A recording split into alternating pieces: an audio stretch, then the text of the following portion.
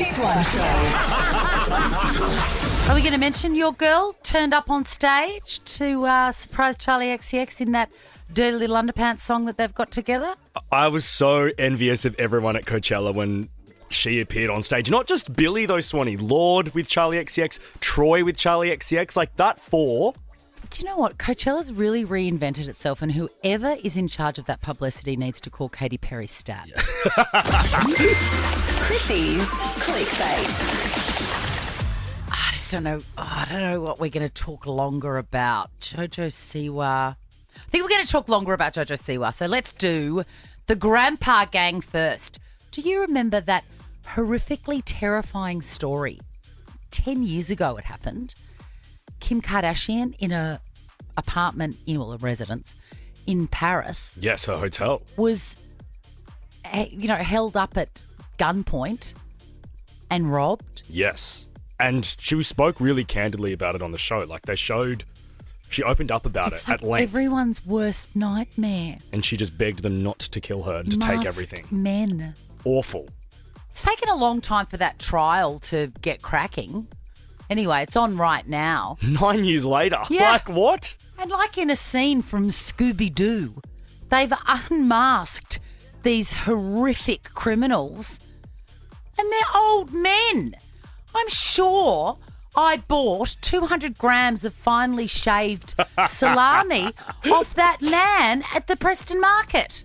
They call him, this 68-year-old apparent ringleader, they call him Omar the Old. But he looks 80. Yeah, he does. He looks like he wouldn't hurt a fly. Wow. He's even got one of those sort of friendly old man parkas on. I wonder if she realised at the time that they were older, because she never said that in any of her interviews or confessionals. What? Not that it's important, like it's just awful, but it's surprising. I didn't picture them to be in their 60s and 70s. It's surprising because you feel like, the younger you are, the less kind of, the more mistakes you can make. Totally. That sort of thing. And the less you know about how your actions hurt other people. And then these old men are terrorising, traumatising this young woman for the rest of her life.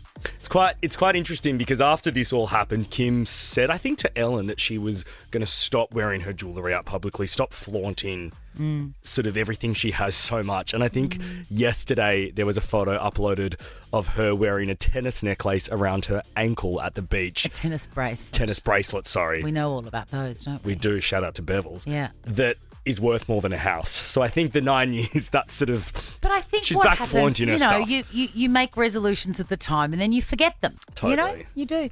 Let's also, talk about JoJo. just while we're on that, go. a tennis bracelet around that ankle, not chic. Oh, I think that is so, outrageously entitled. I love Kim, I do. Same. Oh, I love the But Kardashians. if you're going to wear a tennis bracelet, please put it around your wrist. Please. Around your ankle, Kim. Get a grip. Por favor. Let's move on to JoJo. She's been in the Celebrity Big Brother house in the UK. It's finished now. Yeah, she came third. The reason we know that it's finished is because she dumped her long-term partner, Kath. I love that her name's Kath. Every time I hear she's going out with an Australian person called Kath, I just see one of the mums from school. Yeah. Anyway, broke up with Kath at the after party. Kath brutal. Was so brutal. We spoke about Kath yesterday because they posted a really sort of sad, long video on TikTok expressing themselves extremely well, yes, I thought. That was so shock of it. But yet still so measured. I would have been flipping my shit. Oh, I just would have been crying in the corner. Yeah. How humiliating. Because it looks as if JoJo has moved on with a guy called Chris Hughes, who I've never heard of. He was on Love Island in the UK years ago. I saw a little snippet on Instagram of who's that girl who speaks like this from Maps? Lucinda. Yes. Lucinda's a big thing in the UK. I know I'm just in Manchester and I just want you to know I just hugged a tree and the energy I got from that tree was just marvellous. You have really nailed that. I love deep diving on Lucinda. Well, I saw her, she met up with them at some gig. And No way. Yeah. You've got to follow her. She's doing the morning TV circuit and saying the most revolting things. Lucinda? Yes. Oh, no, I won't hear a bad word about her. She brings light to this world, man. Does she? Yeah. Lucinda Anyway. Light, it's her name. Light by name, light by nature. Anyway, JoJo has fessed up, as you say. Face the music. That was not supposed to happen like that. Initially, I was told the rap party was something they didn't want to attend. And then about an hour into the rap party, they decided they wanted to. And so I was genuinely just going to have a conversation before. They straight up asked me if I was happy, and I said no. One thing led to another, and that conversation did take place there. There you go. There's your answer. And now she's doing the TV rounds with Chris. I know. Like, I mean, look, I wish them well. They're young. Go be free. The Chrissy Swan Show. The Chrissy Swan Show. Was it actually hard to just pick two stories to talk about in this segment today? Chrissy's clickbait. All right, I've got one that makes my blood boil and one that makes my heart sore. Which one do you want it first? let's make our blood boil first so then we end the show on a positive note. I agree. Get full of rage and then breathe it out. Yeah. Obviously, if I'm full of rage, I'm going to have to be talking about Meghan Markle. Of course. I think someone needs to step... Oh, no, that's right. She bullied and all her publicists left. Okay, so she went on a podcast, I want to say, or a show of some sort. A podcast. Jamie Kern-Lima show. I don't know Jamie Kern-Lima. Do you know Jamie Kern-Lima? Never heard of her in my life.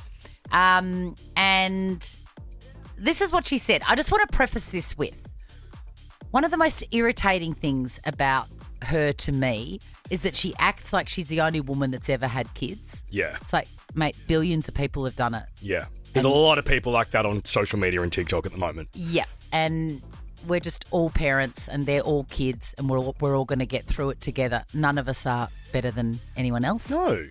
Have a listen.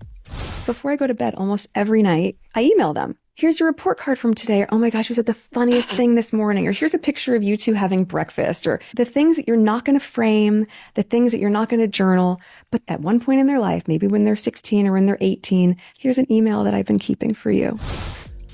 Oh my God. Oh my God. I have a 16-year-old.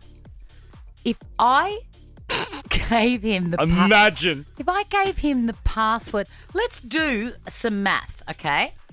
So let's say 16 years, right? She said that's what she said. Say she's been doing it from the age of 6. 16 times 365. If I sent him a password saying, hey, check out Leo's history at gmail.com. Your password is insufferable woman. And he opened it and there were 5,840 unread emails.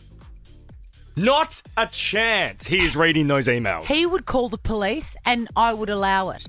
That is ridiculous. And so self-indulged to think your kid wants to actually go through and read an email from you over that long of time. See, here's the thing. That span of time. This is the thing. And this is the mistake she's made. Having said that, her kids are young, so she doesn't realise it yet, I guess.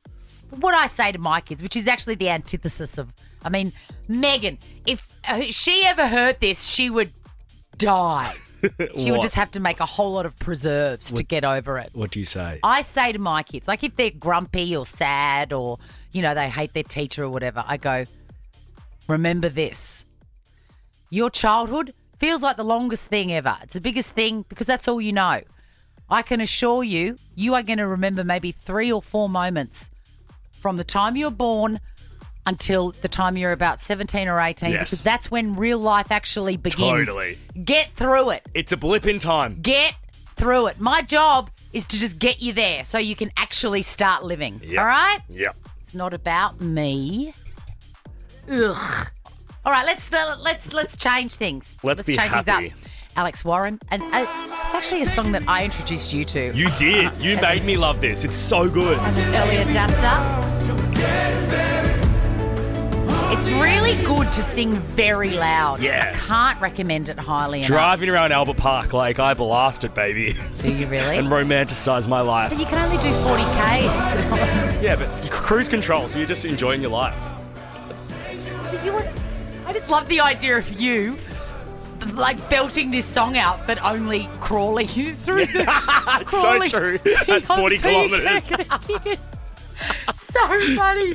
Anyway, he ran into Lana Del Rey backstage at Stagecoach, and turns out, Jack, you and I are not the only fans of that song. Lana Del Rey was singing my song to me? Your song now, not my song. That's your song. Oh, my God.